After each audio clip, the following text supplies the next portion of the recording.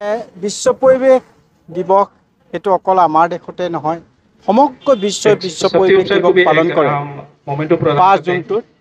সেইটো 1972 চনৰ ছুইডেনৰ ষ্টকহোমত 113খন ৰাষ্ট্ৰই ঘোষণা কৰিছিল। তেতিয়াই জলবায়ু পৰিৱৰ্তন হৈছে। আমাৰ ভাৰতবৰ্ষত 1973 চনত পাঠ্যক্ৰমত সোমাই লৈছে। 1974 চনৰ পৰা 5 জুনটো ভাৰতবৰ্ষত পালন কৰে। আৰু সেই পালন কৰোঁতে দেখা পোৱা গৈছে যে ভাৰতৰ বিভিন্ন স্কুল, কলেজ, ইউনিভাৰ্চিটিবিলাকত গৈ একেটা গাঁততে বিশ্ব পৰিৱেশ দিৱস পালন কৰে, গছপুলি এটাও নাই।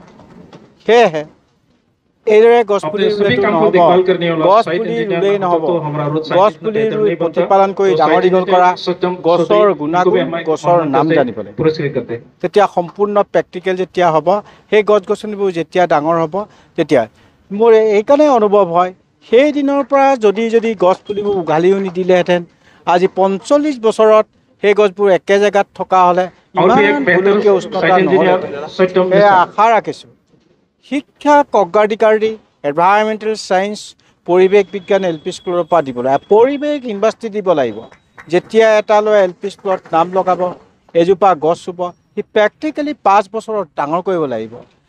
আৰু পিছৰ 5 বছৰত আৰু এজোপা ৰুব, বিশ্ববাসীক দিব। এতিয়া ভাৰতবৰ্ষতে পৃথিৱীত কিমান ল'ৰা ছোৱালীয়ে বছৰি এডমিশ্যন লয়, 2 বছৰত কিমান হ'ব, 3 বছৰত কিমান হ'ব, 4 বছৰত, 10 বছৰত অল অভাৰ ৱৰ্ল্ড গ্ৰীণ। সেইখিনি ল'ৰা ছোৱালীয়ে নতুন পৃথিৱী গঢ়। ইহঁতে ৰোৱা গছ কোনোদিন কাটিব নিদিব। ইহঁতৰ গছৰ ওপৰত পৰা চৰাই মাৰিব নিদিব।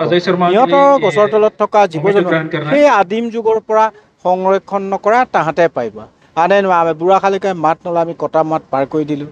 সেইকাৰণে আশা ৰাখিছোঁ বিশ্ব পৰিৱেশ দিৱস পালন কৰি গছ পুলিটো ৰুই প্ৰতিপালন কৰি ডাঙৰ দীঘলে, আৰু যি আজি অনুষ্ঠান কৰিছে বাইপাছত 150 কিলোমিটাৰ, তেওঁলোকে সুন্দৰভাৱে প্ৰতিষ্ঠা কৰক, গছ গছনি সেউজীয়া কৰক, সেউজীয়া অসমক সকলোৱে কৰিব লাগিব। মই অকলে কৰিলে নহ'ব।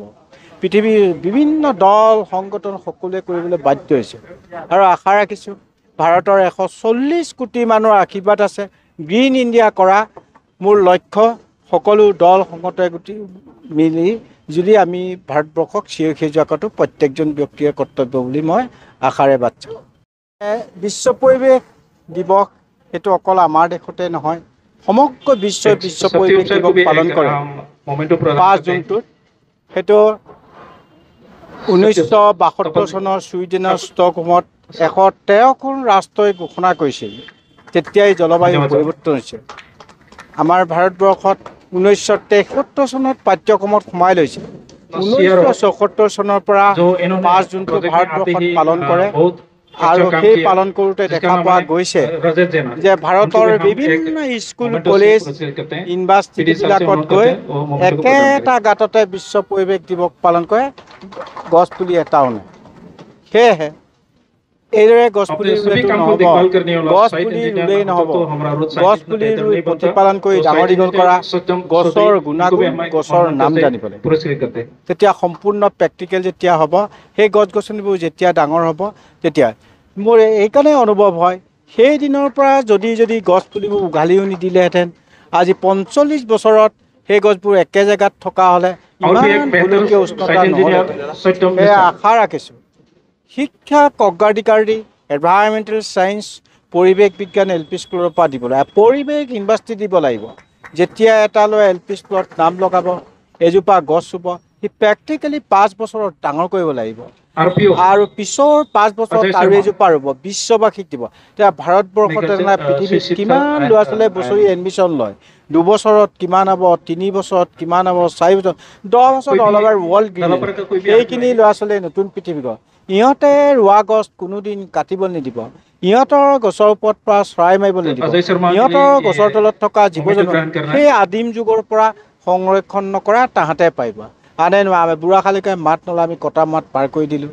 সেইকাৰণে আশা ৰাখিছোঁ বিশ্ব পৰিৱেশ দিৱস পালন কৰি গছ পুলিটো ৰুই প্ৰতিপালন কৰি ডাঙৰ দীঘলে, আৰু যি আজি অনুষ্ঠান কৰিছে বাইপাছত 150 কিলোমিটাৰ, তেওঁলোকে সুন্দৰভাৱে প্ৰতিষ্ঠা কৰক, গছ গছনি সেউজীয়া কৰক, সেউজীয়া অসমক সকলোৱে কৰিব লাগিব। মই অকলে কৰিলে নহ'ব।